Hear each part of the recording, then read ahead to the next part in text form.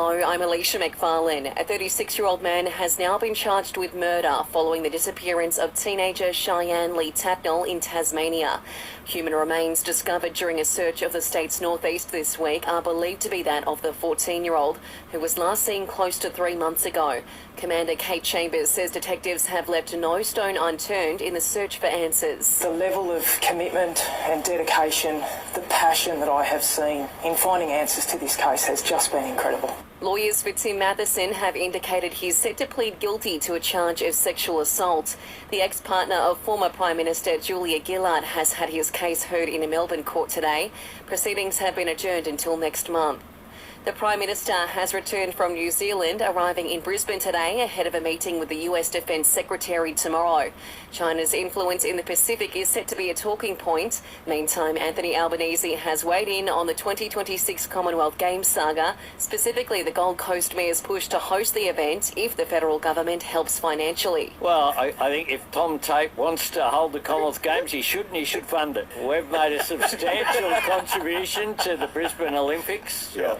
And that's our big focus as the lead up to 2032. A World War II bomb has been successfully disarmed in the island country of Nora, southeast of Australia. Australian Defence Force tech. After this, there is no turning back. You sip the red can, the story ends. You sip the black can, you enter dreamland. And I show you just how good the truth can taste.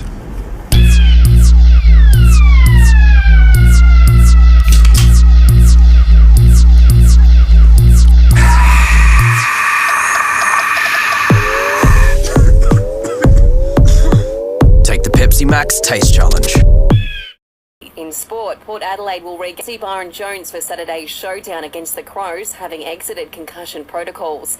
But ruckman Scott Lycett isn't down as he manages a knee complaint. And Australia will wait until the toss to name its 11 for the final Ashes test tonight. Skipper Pat Cummins says there are a couple of things to consider. Probably the biggest difference from last week is spinner, whether that comes into the equation, and waiting for a couple of boys to see how they pull up, but at this stage looks like everyone's going to be good.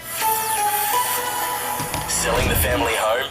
Miller, Juan and John put you first. This is SAFM weather. Showers and 16 for the rest of the day across the Limestone coast, getting down to 9 degrees tonight and hitting a top of 16 again tomorrow. For the best sporting podcasts from Australia and around the world, lift your game with Listener. Download the app now and search sport to listen.